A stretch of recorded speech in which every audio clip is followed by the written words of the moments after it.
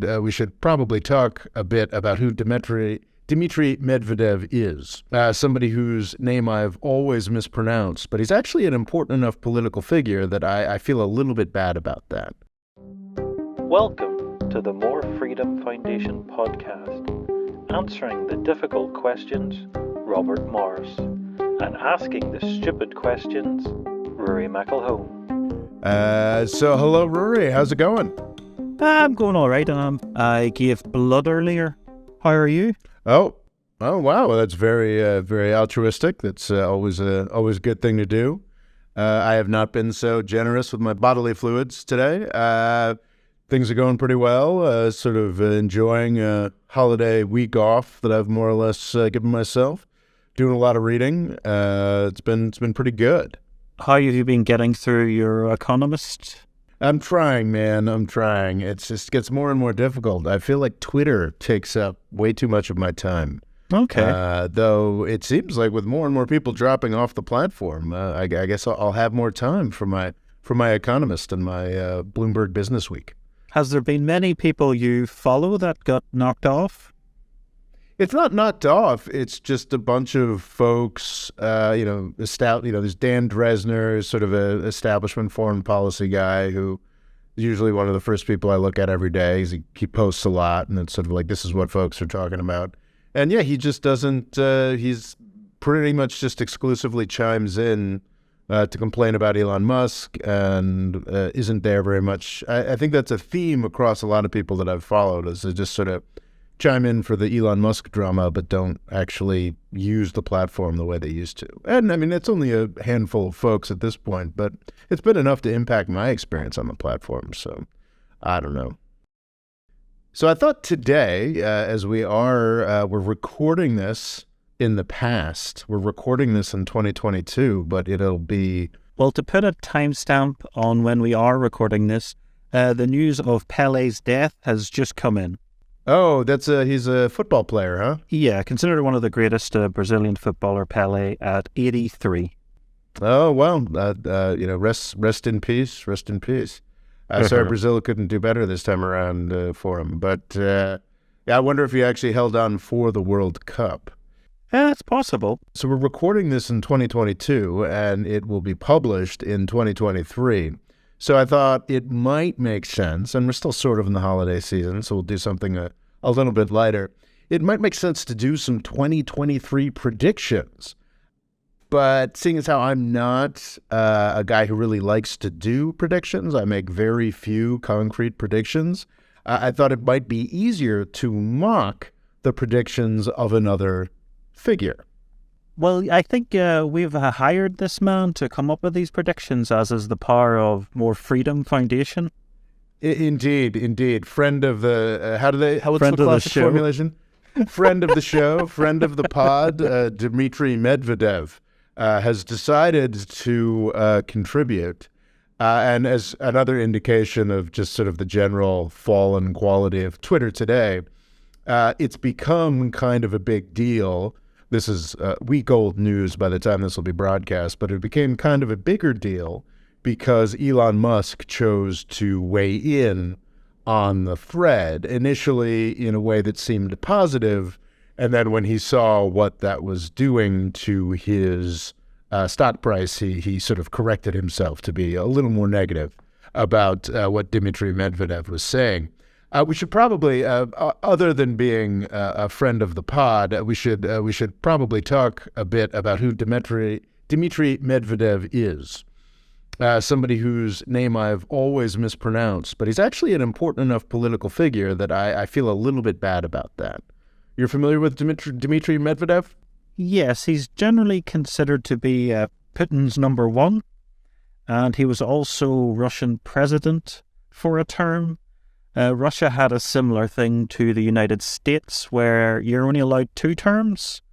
So Dmitry stepped in on Putin's behalf. He's considered that he was not as harsh as Putin, slightly more liberal, but take that with a massive pinch of salt because, compared to Putin, a lot of people would be considered liberal. I think a lot about Medvedev, and actually this thread is just profoundly sad. because that was what he was supposed to be. He was supposed to be Russia's more liberal turn.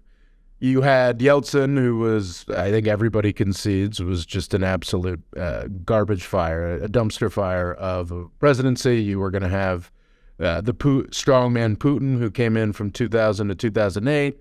And then Medvedev, who was very clearly the anointed successor of Putin, was supposed to be, okay, and here's normalizing Russia. We've done our strongman period.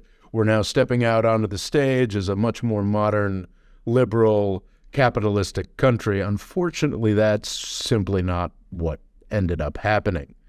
He was sold as a big liberal. It turned out that in practice, I would argue, of course, with some negative participation and encouragement from the West and the United States, but Russia makes its own choices as well. It turned out that Medvedev was much more of Putin's puppet than we had hoped or expected, and didn't actually represent that much of a break with Putin's government, and quite neatly handed power back over to Putin when he decided he wanted to run again for president in 2012. Although apparently Putin hated not being president, so that period he didn't enjoy at all. He basically changed the laws to basically let you be in as many terms as you're elected, essentially. Oh, so there are no longer any term limits in Russia on the Russian president? As far as I'm aware, they've got... I was not aware of that, but that doesn't particularly surprise me. So it wasn't enough for Putin to just be the prime minister and the power behind the throne. He had to actually be on the throne. And Medvedev was sort of shuffled back into the prime minister position that Putin had from 2008 to 2012. Served there from 2012 to 2020, when he has stepped into some kind of security council position or something along those lines. And he's now sort of widely regarded as just a part of the Russian oligarchy. The actual title that he maintains is more or less important. I guess when people think about a successor to Putin, he's one of the people that they think about. But he's just sort of a sad Russian regime thug at this point. And it is very sad considering how he came on the stage in 2008 as someone that was supposed to be the face of a changing, opening Russia. And now he's just another kind of thug, Russian regime thug. And this thread is particularly interesting that was put out. This is a couple weeks back now. It was December 26th. So the day after Christmas, Boxing Day. He took to English language Twitter. This is key. This is an English language thread to put out this set of predictions. Now, I think you can take this thread in a variety of senses. I think a lot of people were somewhat uncritically saying that this was Medvedev's actual predictions for the new year. I think that some of this is probably part of his wish list. But I think there's also a really just kind of grim, cynical tone to this list. I think that he is kind of mocking the idea of predictions, but it's a strange document. I think he's almost mocking the gullibility of Russians' own leadership clique for falling into these, I call it Pentagon propaganda, but it's not, necessarily designed and put out by the propaganda, but it's by the Pentagon. But it's just this general sense that, the United States is just on the cusp of falling apart and everything's going to change, and the BRICS countries are about to take over. And this thread, this very weird sort of self-mocking, I hope it's self-mocking, because if it's meant to be serious, it's profoundly pitiful. Thread there's just a whole taste to it that's just so profoundly sad. But I think there's a surprising number of people, and maybe or maybe not, including Elon Musk, who believe things that are put on this thread as possible. I don't think there's anybody who's dumb enough to believe everything that was thrown into this thread. But I think there's a lot of these claims that seem plausible to a lot of people. And it's just I thought it would be an interesting thing to sort of run through a good sort of close reading of this thread and the claims therein could be a good way of talking about what's almost certainly not going to happen in 2023. Definitely seems like a good jumping off point. Do you think he starts off with something very plausible to sort of trick people? I think that's interesting. I think that's pretty on point. As he starts with something that actually is possible. I'd say unlikely, but it's plausible. It's very plausible, and I honestly expected this to be true by now. The fact that it's not true by now, I think, adds to this whole sort of bitterness of this thread, this sort of self-mockery that I see here. And also, let's keep in mind that this is the Russian government official account of Dmitry Medvedev. Sorry, no, it's just flagged as Russian government official on Twitter, but, this is the account of... Oh, yes, as official as you can get. Yeah, I mean, this is in some ways seen to be, one of the biggest guys in the Russian regime, but it's also presented in very clear English, so it's quite possibly something that was devised along with a communication official or something along those lines. I mean, all this stuff is pretty mediated. I mean, famously, Mahmoud Ahmadinejad, who was a big hate figure in the United States when he was the prime minister of Iran, is now a somewhat marginal opposition figure in Iranian politics. And as part of that, he has a very strange Twitter presence where he comments on U.S. pop culture and, roots for the University of Michigan football team, that sort of thing. And that's pretty clearly not written by Ahmadinejad himself.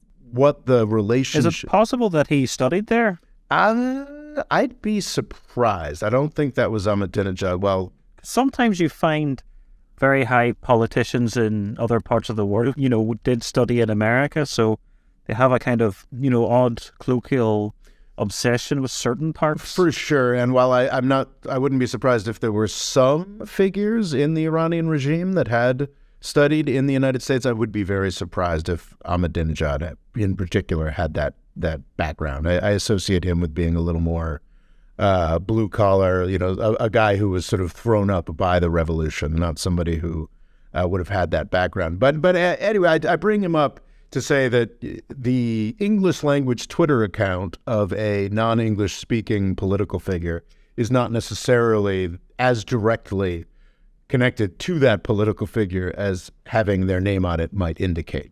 But I do think that Medvedev is fairly well known for tweeting with a fairly high level of bellicosity that he is associated with him as a political figure. So I see the Medvedev Twitter account as a little more associated with Medvedev, the guy, than Ahmadinejad.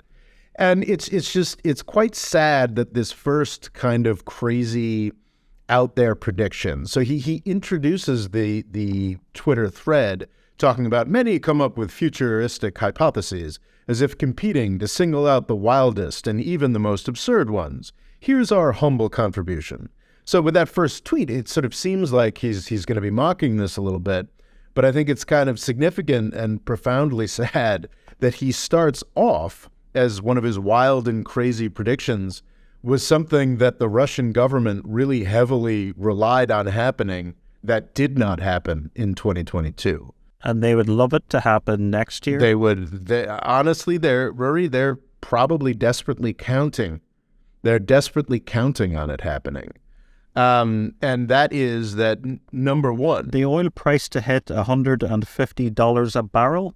Yeah, and the gas price to top 5,000 per 1,000 cubic meters. Unfortunately, I'm not as well versed with what the gas price is.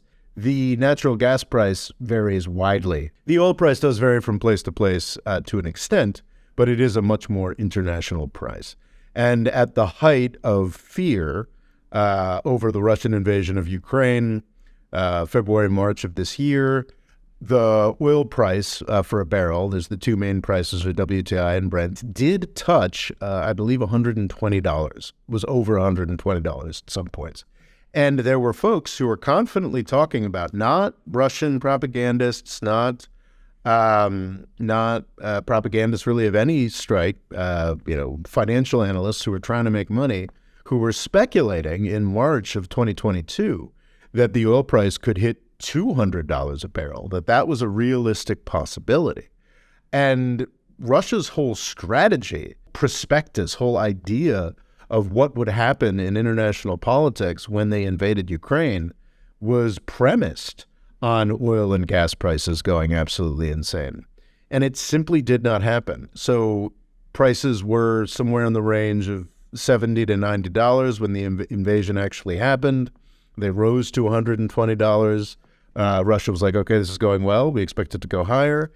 And then it just started falling. And now the price of a barrel of oil is, in most places of the world, less than it was before Russia invaded Ukraine. So this $150 a barrel prediction that I would have said, yep, checks out in March or April, now looks kind of ridiculous. And that's sort of the saddest bit about this thread, is that this is something that Medvedev is probably a little bit bitter about, because there were analysts worldwide, not just the FSB or Russian intelligence sources, but everybody just sort of assumed that Russia was a lot more important to the world oil and gas market than Russia has turned out to be. But one issue with high prices is everyone else then starts to sell because they go, oh, we're getting a great price. So they then accidentally flood the market and then bring the price down. Yeah, that is... All of the liquefied gas is now essentially on order. It's being delivered or is on repeat delivery, which was what the difficult part was. A lot of countries were getting cheap gas through pipelines, which is much cheaper. But now that painful process has gone underway. Qatar and the United States are very happy to sell the EU liquefied gas in tankers. So I can't see it rising. Now, once you've put in that line, those ships will be coming and they'll be delivering. Well, I think that a lot still depends on the weather. Europe may have fairly full reserve tanks at this point, but if, and it's honestly pretty unlikely, but if January all of a sudden turns out to be frigidly cold in Europe, then you could see for short periods of time, very serious natural gas spikes. The oil price has gone down. Natural gas, I think, just this past week or so, has reached prices as low as they were before Russia invaded Ukraine. But it's important to remember that Europe was already in the midst of a bit of a natural gas crisis, just in anticipation of Russia's possible invasion of Ukraine. So I don't want to. I think what's important. This is an important distinction here, and we should probably just do a whole episode on oil and gas prices. I have found myself to be very disappointed by a lot of voices that I saw as fairly reasonable because of the level of panic that they fell into over oil and gas prices.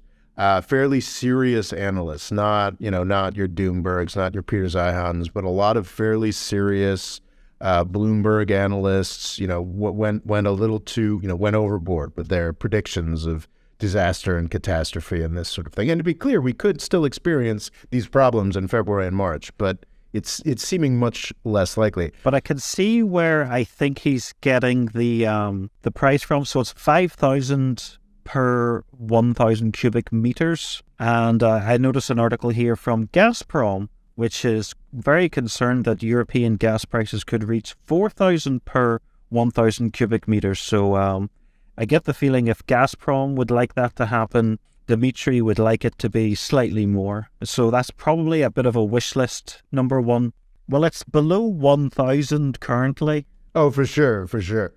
But while I think that we're now definitely at the point where we can laugh at a lot of those predictions from February and March, yeah, it doesn't mean that these folks were entirely wrong. It does not, yeah, exactly. It doesn't mean that it couldn't still happen. That $150 a barrel certainly looks profoundly silly now, but from the context of March, when I believe oil was about $120 a barrel. Is $150 not a special number?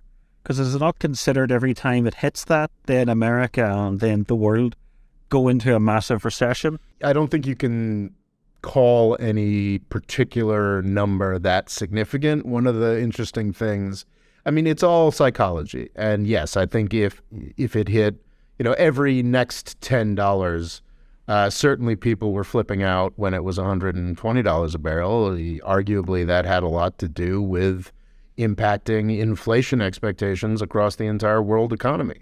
But I don't think there's any particular, boom, this is where everything explodes point. A really key thing to realize is that that $150 a barrel is denominated in dollars, a currency that has been devalued to not a massive extent, but to a significant extent over the past 12 to 15 years. So even though it seems like in nominal terms, the oil price might have reached some new highs when Russia invaded Ukraine, if you factor in what a dollar is worth today compared to what it was worth in 2008, it's actually nowhere near as much of a spike as we had before the 2008 financial crisis, when China's demand was roaring so much. So even though, if we did hit that $150, I believe even if we hit a nominal $150 a barrel today, that actually would not be as expensive as oil was back in 2008. Of course, that we're dealing with, an economist will tell you that, but when we're talking about a consumer, especially the all-powerful U.S. consumer, the price at the pump, it's probably not very helpful, for some Poindexter to be telling this consumer, well, you see, it may feel bad that you're paying $5 for a gallon of gasoline, but really you paid more in 2008, won't be particularly politically effective or inflation expectations effective for that consumer. But it is important to remember as just sort of a piece of analysis. So yeah, anyway, we don't want to get all caught up on one tweet, but that was just quite, it's just a fascinating and profoundly sad way for this very disappointed Russian figure to start off his tweet storm of somewhat insane predictions. The next one is the United Kingdom will rejoin the European Union. I can definitely see the UK softening relations with the EU, but it definitely will not be a fully fledged member by this time next year. Yeah, I think we could say that with great confidence. I think it seems like a growing majority, the United Kingdom, would like to rejoin the EU, but that takes a long time for something like that to transition into. So there's lots of things that are adjacent to the EU, so things like the Schengen area, the European Customs Union, European Economic Area. So it's possible the UK either confirms that it'll stay in these, but it will not be, using the euro anytime soon. So relations will soften, but yeah, I can't see it happening this quickly as well, considering one of the big things the Conservatives are happy with the current UK government is getting Brexit done, which was a vague term, but they believe they have it done.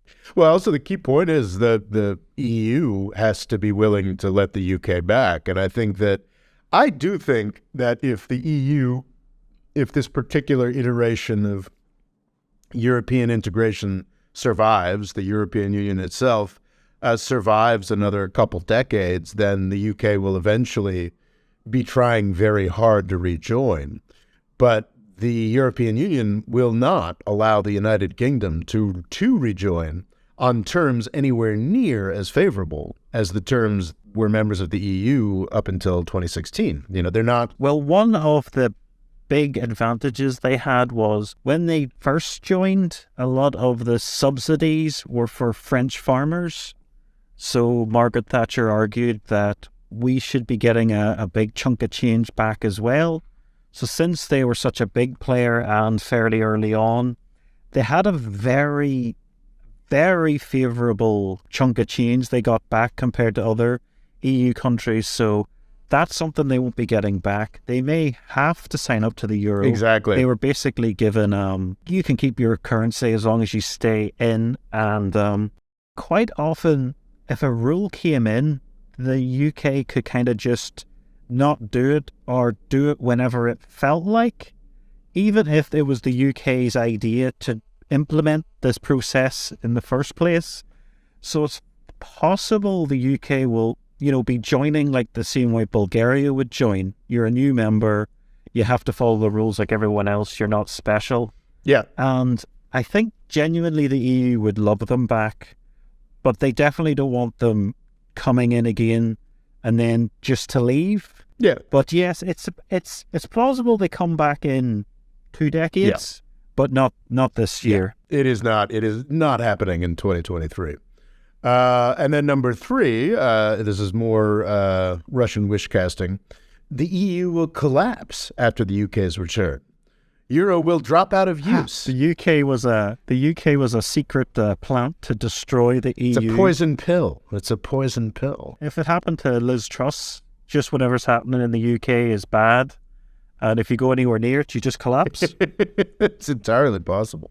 So I don't think, it seems very unlikely. Now, I mean, it depends. It depends on the month, depends on the year. I can be fairly cynical about the European Union. I mean, it has been a very rough decade for the European Union.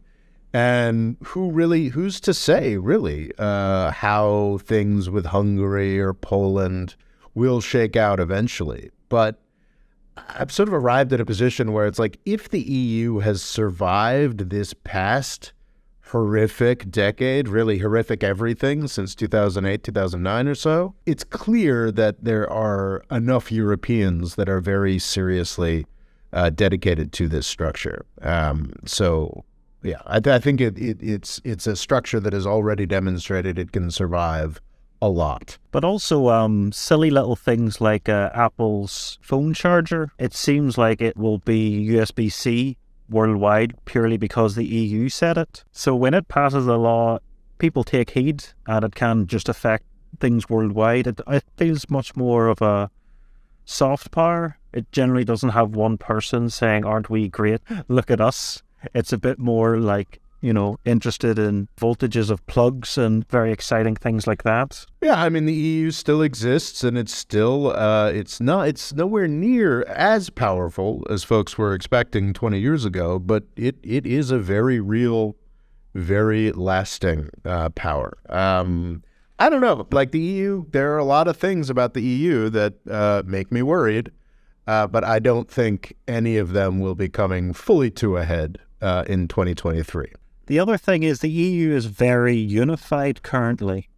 I think the only one that's kind of a stick in the mud would be Hungary, but quite a lot of the young in Hungary don't really like, a bit like a lot of other countries.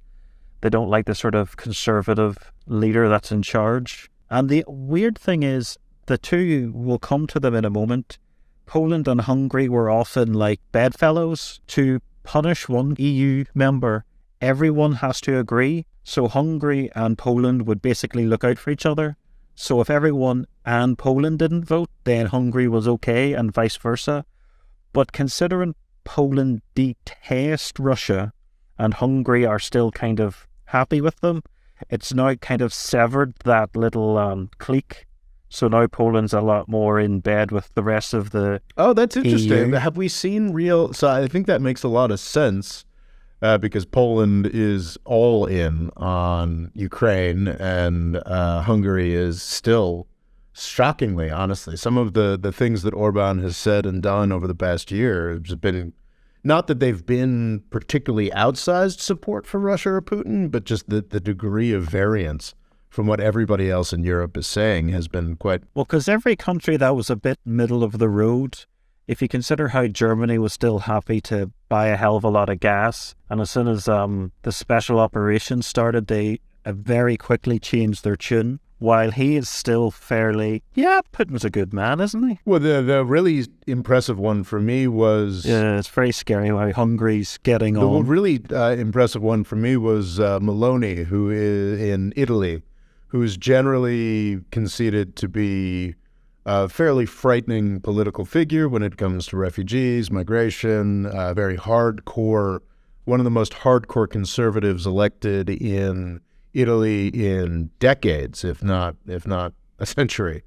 Yet she is all in on Ukraine and Zelensky and has no interest in upsetting the apple cart in any way. So that makes Orban even more of an outlier. Yeah, it is. It's true. Putin thought he could rely on Italian conservatives for quite some time, and that is not what Meloni is having. But have we seen any real indication yet of Poland actually turning on Hungary?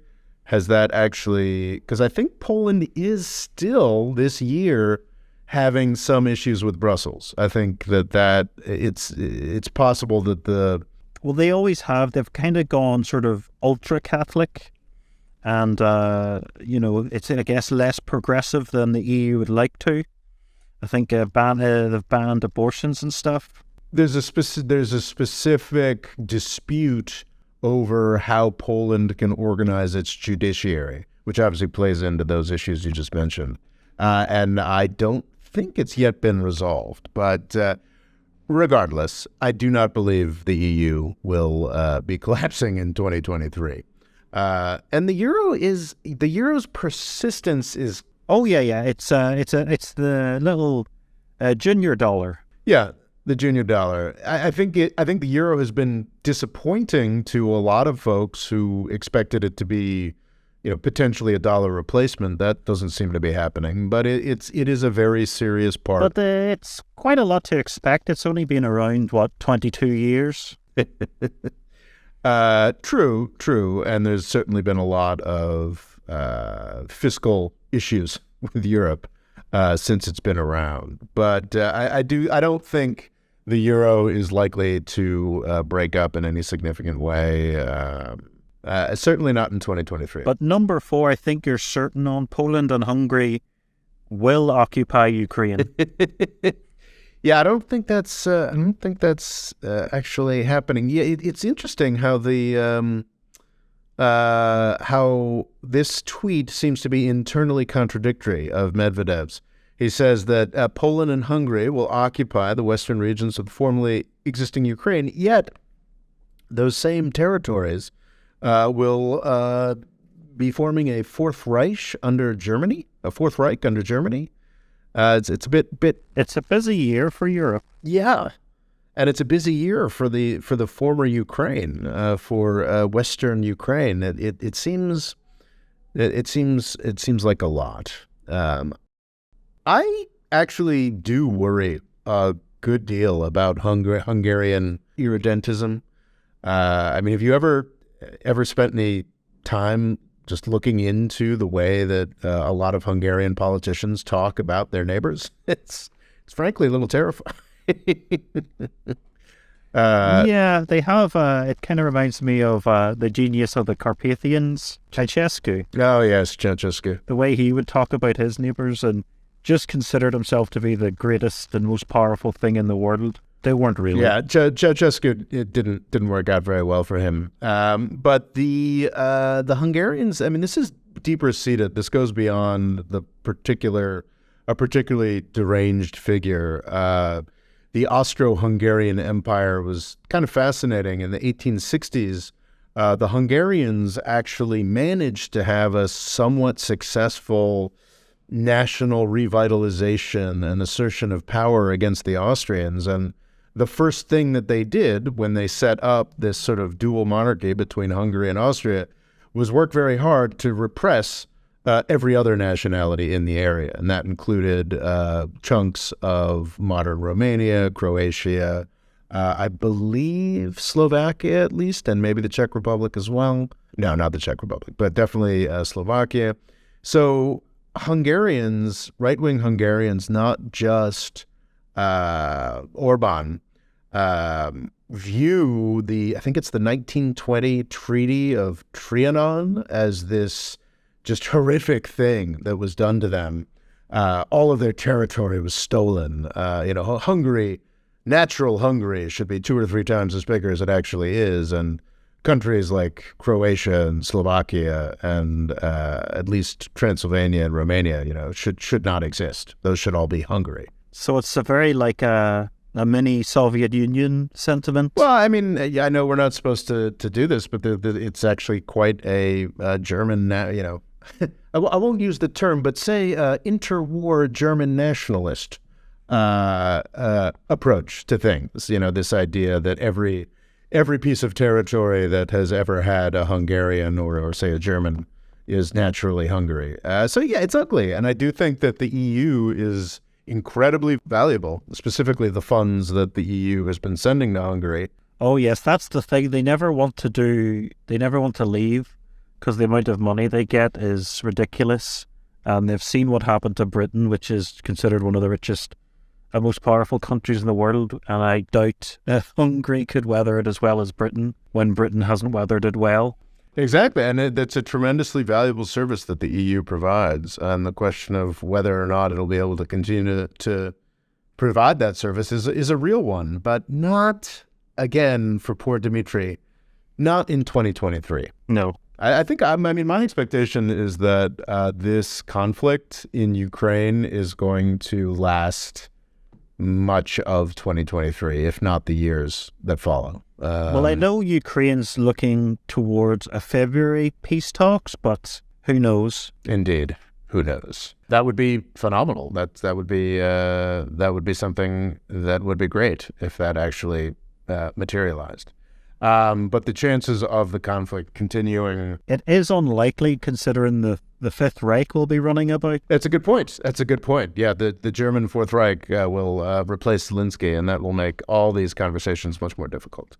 That is a fascinating enemies list for Dmitry Medvedev there, that the Fourth Reich will be created, encompassing the territory of Germany and its satellites, i.e. Poland, the Baltic states, Czechia, Slovakia, the Kiev Republic, and other outcasts.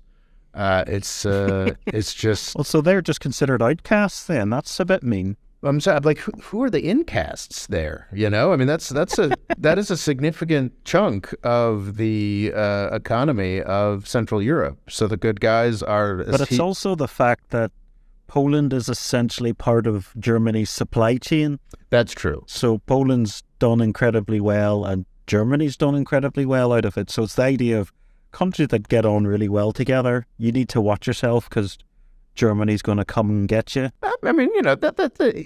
If you look at the 20th century, that's not necessarily the craziest thing to be worried about. But it is kind of funny that if these are all the folks that Medvedev considers outcasts, who are the in crowd? Is it essentially Serbia and Hungary? But the funny thing is, as far as NATO's concerned, it's always seen as Germany's not quite pulling its weight. So suddenly they're going to have this super army come out of nowhere. Yeah. And when you consider Poland's got quite a intimidating army, I don't think Germany would really be up for the task. Yeah, I don't think so. Especially as we're now realizing that the vast new sums that Germany promised it would be spending on its military back in February, March or thereabouts appear to not be, in fact, materializing, or getting pushed further and further off into the future. It's going to make a Fourth Reich pretty difficult to put together, for being honest.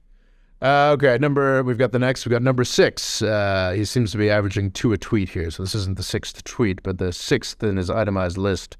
War will break out between France and the Fourth Reich. Europe will be divided. The Fourth Reich will be busy. Yeah. Europe will be divided. Poland repartitioned in the process. So he's not meant. So presumably, then we're talking about. Russia seems to be a silent actor in this conflict here. Are we somehow envisioning a partition of Poland between France and Germany? That seems seems a little geographically difficult. Well, Germany and France will be fighting as well, so maybe Poland's just completely absorbed by Germany. Yeah, but if it's completely absorbed by Germany, Rory, it's not really partitioned, is it? You know, it's No. This is.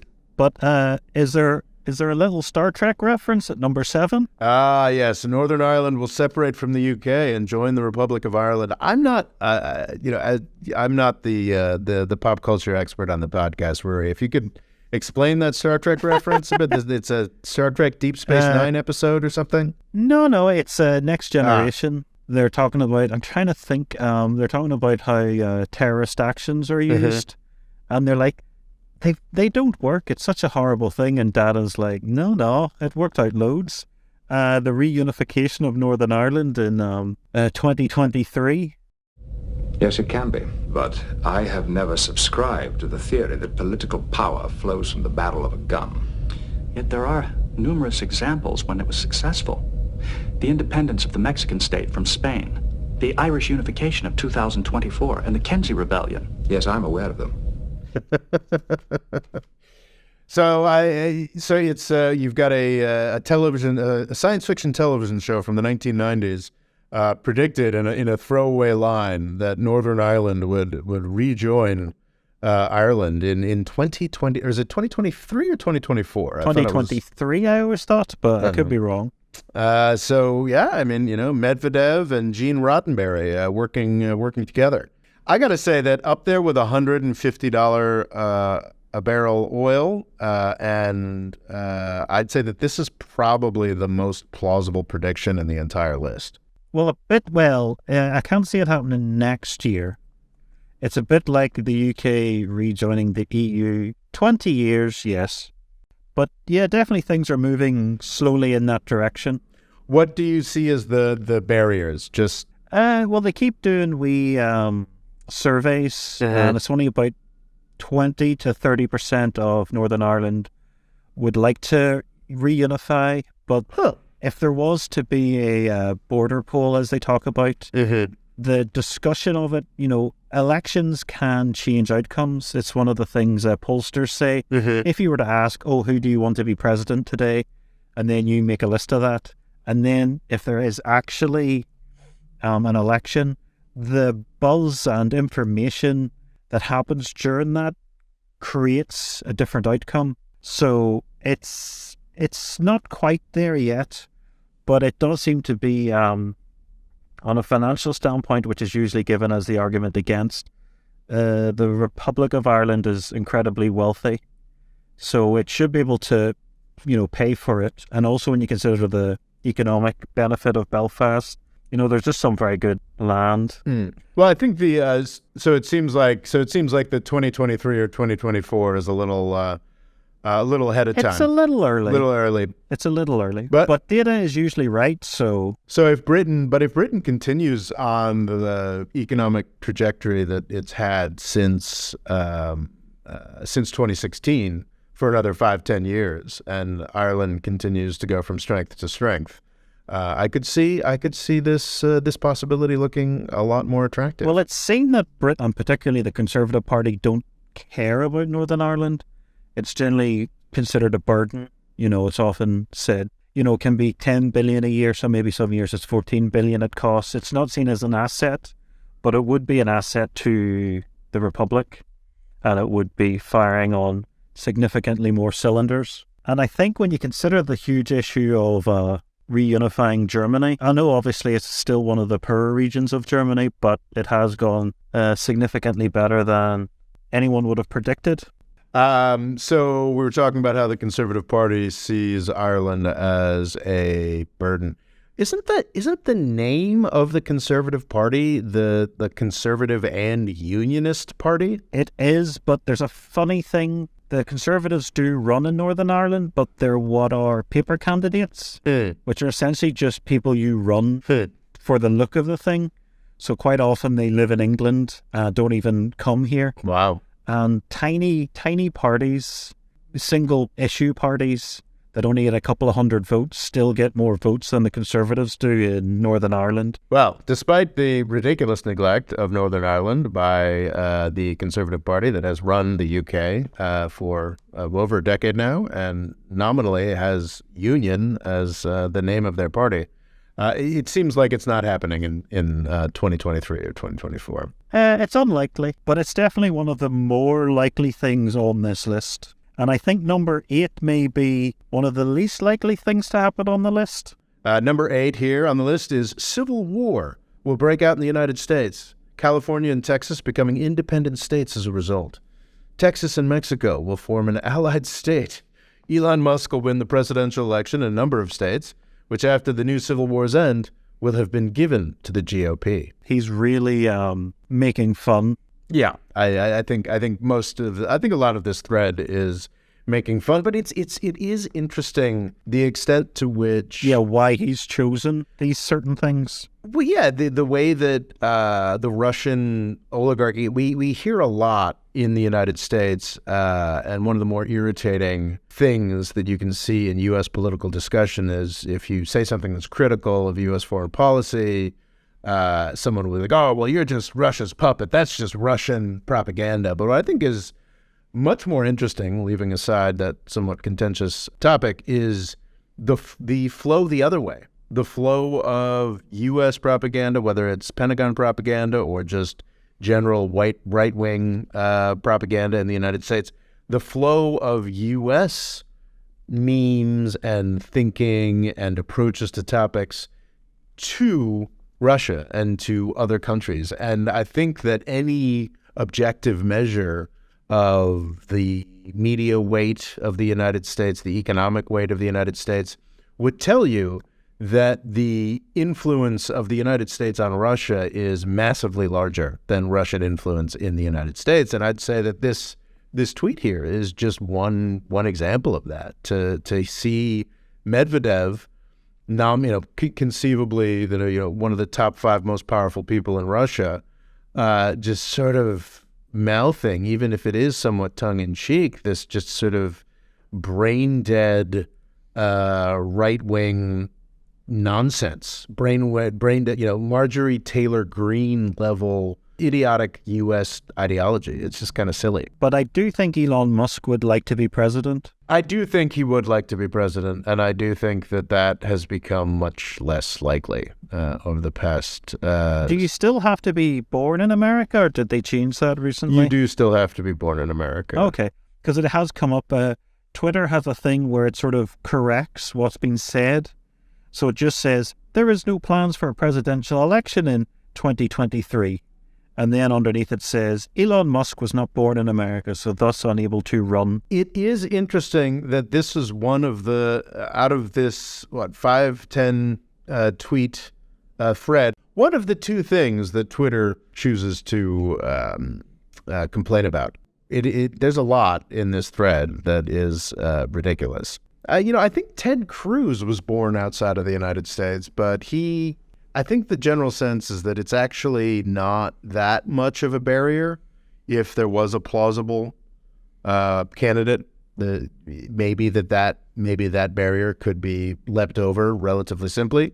Though, of course, if you're a black guy. Because Boris Johnson wasn't born in the UK. Well, the UK and the US have fairly different approaches to things. He was born in New York. Really? I didn't realize that. But he gave up his citizenship because they keep asking for $100 a year. You know how you still have to pay taxes even if you're outside of America? It's a real pain in the butt to be a rich person who lives outside of the United States. But I've heard it can be annoying even if you're just a working class person, because you have to pay for like a special accountant that tallies what you owe, and then they just go, yeah, it's $100. So you spend more on this fancy accountant, and the bill you don't have to pay isn't that much. We've made it worse over the past 10 years. FATCA in particular, the Foreign Account Tax Compliance Act, something that I've made a number of videos on, sort of the first really successful videos on my channel, actually, talking about the way that the IRS has now forced every bank in the world to enter into a reporting relationship with them. So now any bank in the entire world that a U.S. national, that Boris Johnson tried to work with, would be obligated to report on Boris Johnson's bank accounts. And I think Boris Johnson probably didn't want that. So that I think a lot of folks have been giving up their U.S. citizenship. It's a really interesting dynamic, is that those FATCA reporting relationships were established around a decade ago at this point. But the IRS, because it had been so underfunded, had done very little with it, done very little sort of international enforcement, had done very little to penalize banks that did not fully honor their reporting obligations to the U.S. tax authority. It's kind of ridiculous that the IRS just now legally sees into every bank in the world. But now the IRS is something that I'm actually a big fan of in most contexts. The IRS has been sort of refunded by the Inflation Reduction Act. That is very good in the United States. It means we'll stop going down the grease path where rich people no longer have to pay taxes.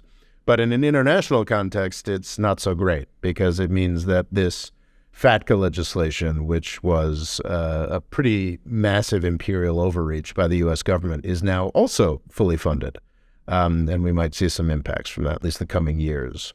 But I do not think that civil war will be breaking out in the United States. And actually, I think it's worth talking about. Some folks have run pieces on this recently, just talking about how the general level of angst and craziness in the United States does seem to be falling. I mean, if you compare It's getting a bit more sane, is it? Yeah, things seem to be getting a little tamer. It's fascinating that, Donald Trump, the law and order president, saw probably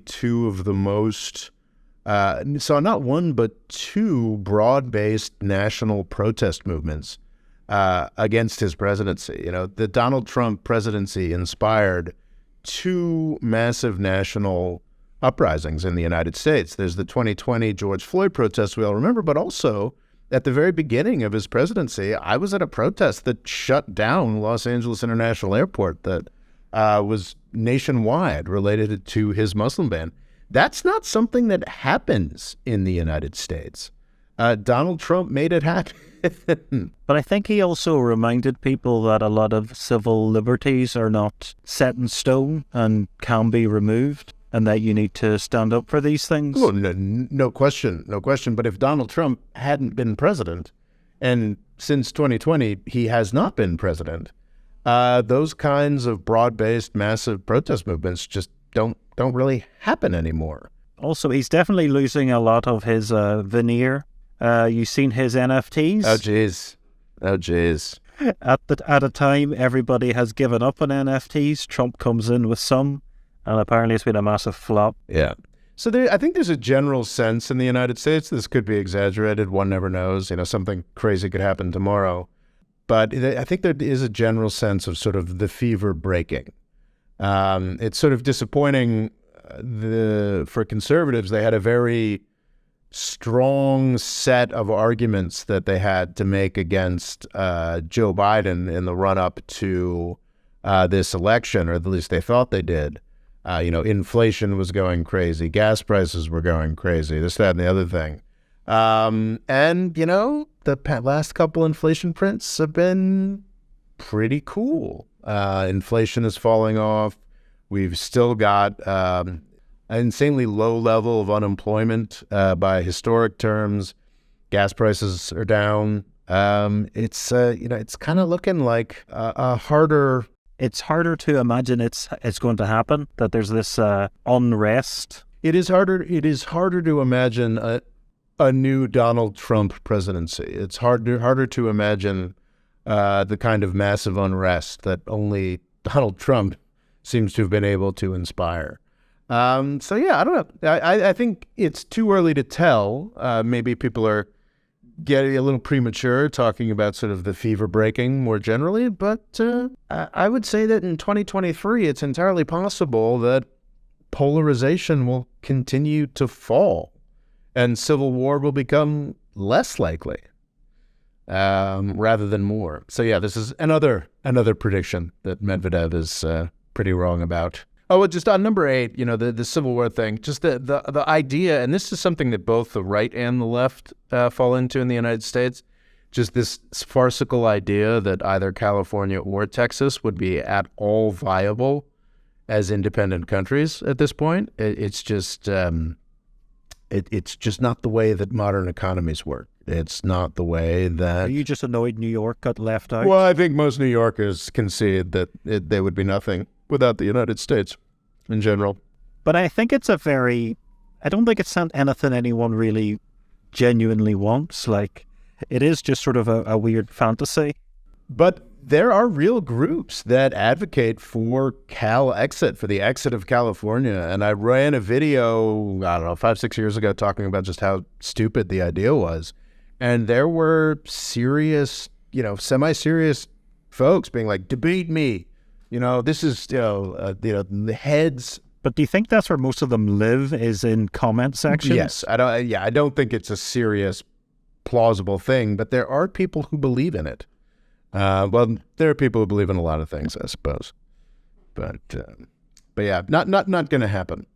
Number 9 is interesting, and I think 9 and 10 are both kind of fascinating because they hint at, and these are the things that are just the closest to what I sort of see as Pentagon propaganda, just this idea that Asia is inevitably going to get wealthier, inevitably going to displace the United States.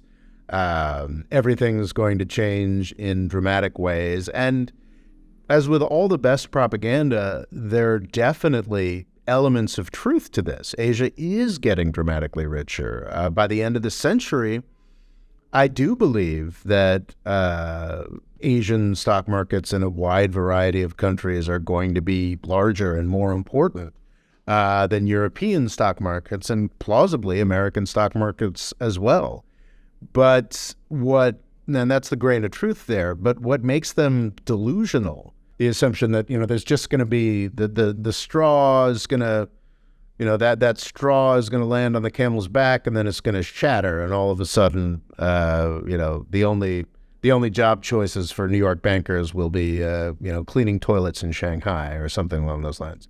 These rapid changes are possible, but they are usually only possible in the context of war, which of course makes it incredibly stupid that the United States foreign policy establishment spends most of its time running around the world trying to find wars to start. Apparently there's going to be massive gains in the Fourth Reich stock market, so I think he's missed out on some things. That's a good point.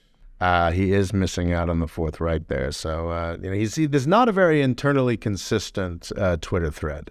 And I think the problem here, not just for Medvedev and the Russian elites, but also for some nominally more respectable, not nominally, like legitimately more respectable financial prognosticators, is that they really did expect this Russian invasion of Ukraine to shift the needle a lot more than the needle actually shifted. Which Asian countries like Russia? Because it does seem to be a lot are, hostile, like Japan, and China seems to be giving them the cold shoulder.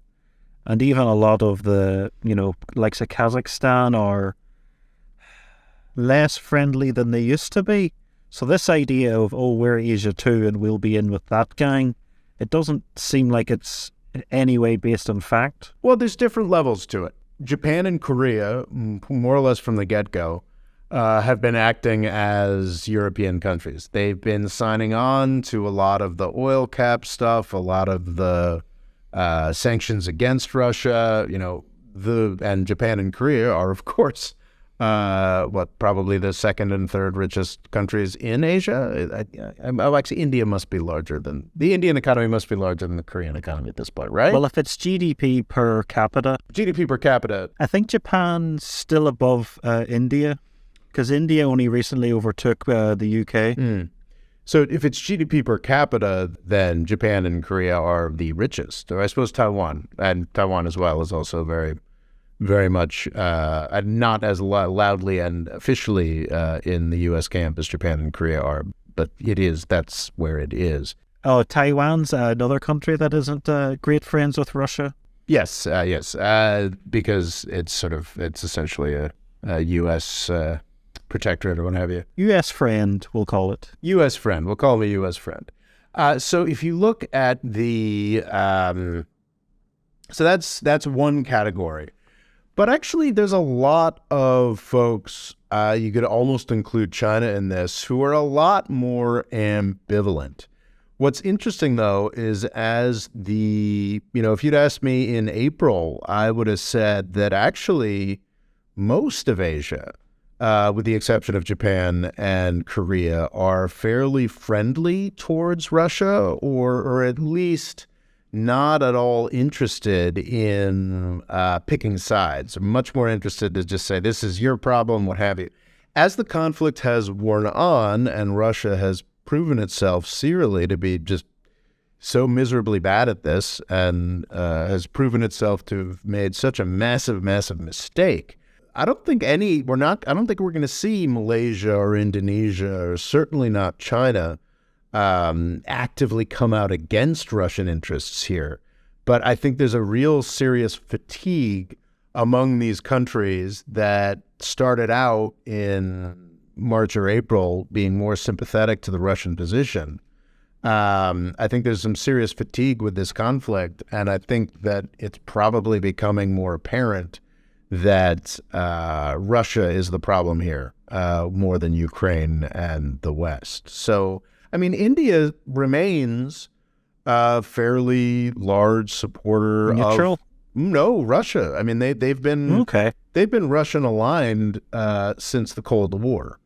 At this outset of the Cold War, they weren't about to get in bed with really any English-speaking empire. After leaving the British Empire, they were very hostile to the idea of sort of jumping into the informal empire of the United States, which is why the United States is historically so close to Pakistan. That, of course, has fallen to the wayside a bit. In recent decades, the United States has been very interested in cultivating India as an ally against China. But at the outset of this conflict, India still, most of the Indian military is made up of Russian equipment. Well, they're slowly moving to French, are they not? I think in recent years.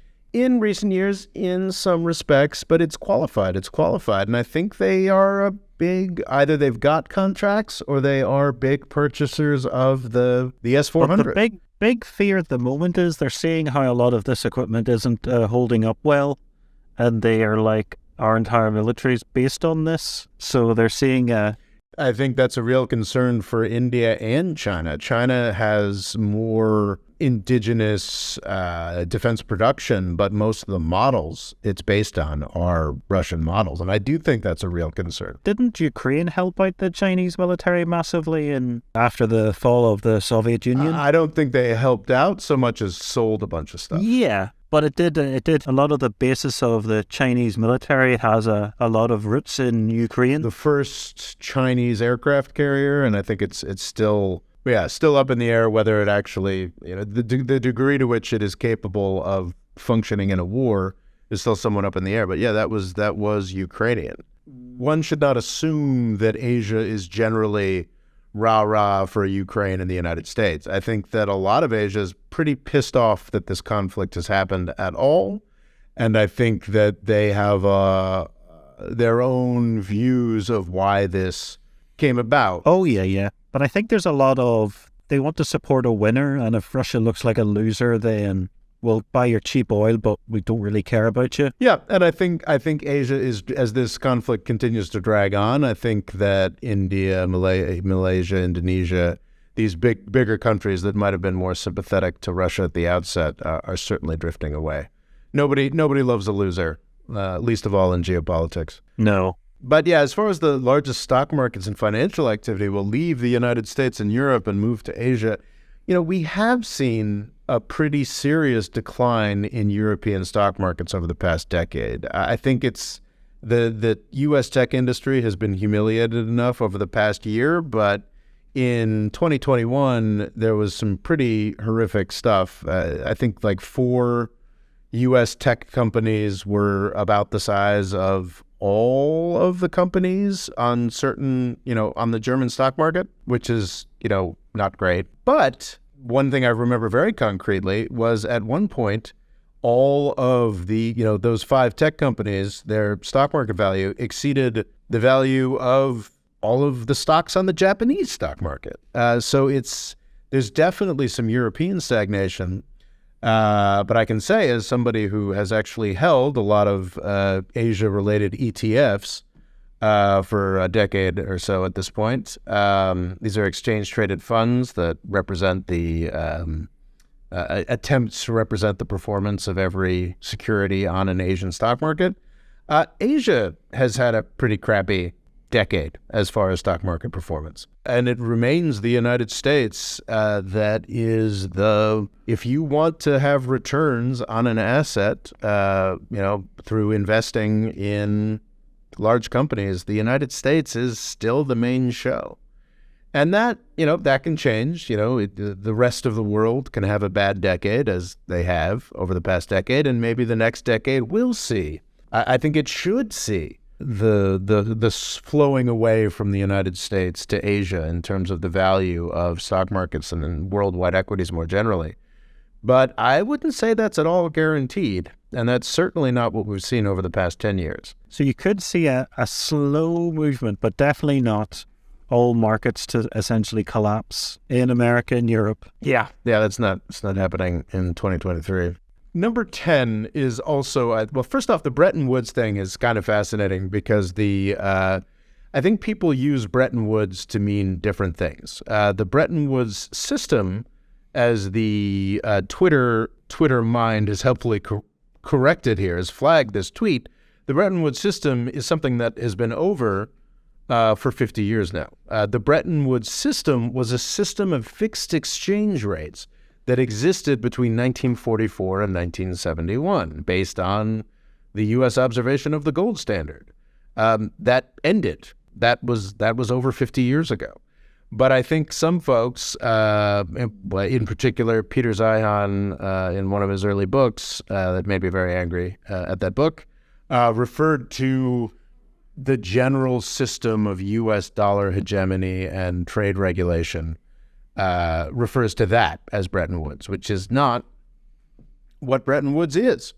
But I'm assuming in Medvedev's tweet here, what he's talking about is just sort of general U.S. dollar trade hegemony here. Again, not what the Bretton Woods system is. But yeah, this idea that the system is going to spontaneously collapse is very common.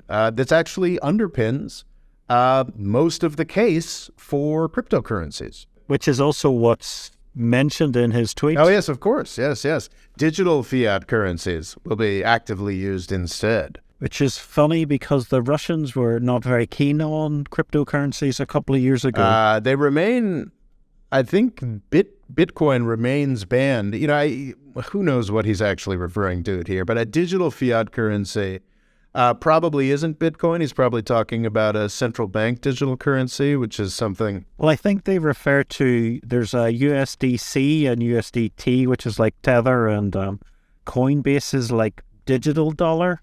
So it stays at one price, but it has all the advantages of a crypto. So it seems like he might be referring to that, but whether it's a Russian, it's a ruble, who knows? Yeah. Well, the stable coins are supposed to stay at one price. Those pegs have been slipping a little bit. But I think there's also, so it could be the stable coins, it could also be a central bank digital currency, which is something that I think a lot of people were very excitedly talking about last year when cryptocurrencies looked like a big important thing, and I've heard a lot less. So this is the idea that the Federal Reserve itself, or the Bank of England, or a central bank would set up its own digital versions of the dollar or the pound, the euro, or what have you. So I don't know if he's referring to that, because if he is, that's a very 2021 kind of thing to say. I don't know. Well, it'll be back in 3 years. Maybe. I hope not. But crypto goes in cycles. And people love to be like, oh, crypto's down again. That's it, dead forever. And then 4 years later, it's back up. As I wish it would be dead forever. I don't think it's a particularly healthy part of our financial system, but I think you're probably right. It's been very surprising to me. Resistant? Well, yeah, exactly, how persistent the valuation of these things has been. Sam Bankman-Fried was sort of looked at, this is the guy who ran the FTX exchange, was looked at as sort of the JP Morgan or the Federal Reserve of crypto, was bailing folks out for a year's worth of crypto collapse.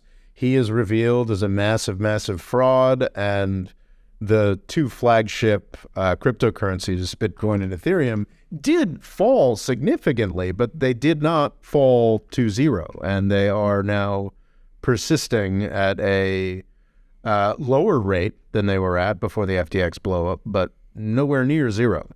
Still worth a lot more than they were 10 years ago. So yeah, they tend to they'll hit a new low, but the lows still end up higher. I don't think that's anything to rely upon. I remain a crypto skeptic, but I had hopes that the FTX blow up would sort of rid us of the bane of cryptocurrency, but that doesn't seem to actually be what's happening, unfortunately. So yeah, I think the chances are pretty good that 3 to 5 years ago, this stuff could come back. But it is important to point out that I don't know if this was a log scale, but it was interesting to point out that each of these runs up in price have been arithmetic scale. They've been more impressive than the last. But if you actually look at sort of just how much, they go up exponentially, they've actually been smaller. So, in the 2017 hike up, folks were making 1,000x. The cycles are lengthening, but the returns are diminishing. Exactly. So, it was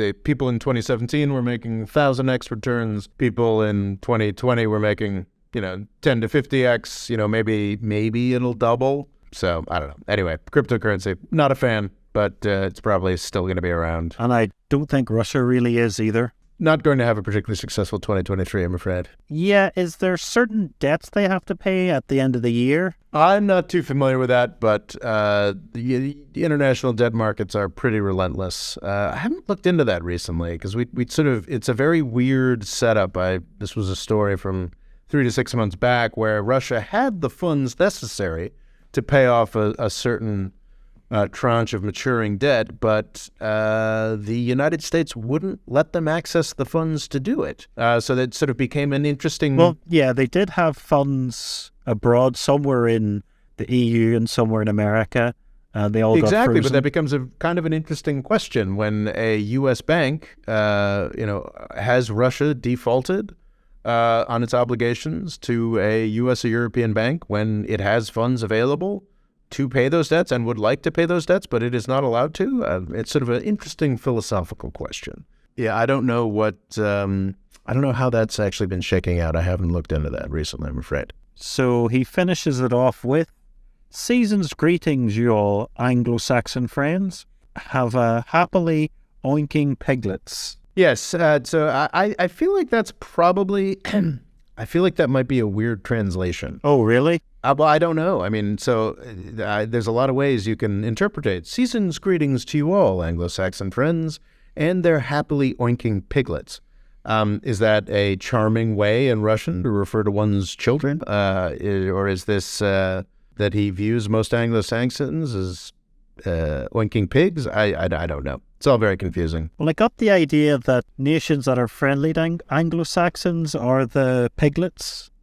So, oh, interesting. Possibly the Anglo-Saxons are the sow. Wow, that is a grim, but in some ways. So the Japanese and Germans and French could be the little piglets. That is a grim but plausible vision of the world there, Rory. You've left us with, and I think with that we should probably close with the year. Close for the year, and thank everyone for a great 2022, and hope to see you all in the coming year as well. Happy New Year. Happy New Year, indeed. The More Freedom Foundation is also available on YouTube and TikTok. Rob's Twitter is RobOLaw, and he's also written a book called Avoiding the British Empire, what it was and how the US can do better. And music provided by Kevin MacLeod. Hello, Rob. Rory, are you out there? Are you out there, Rory?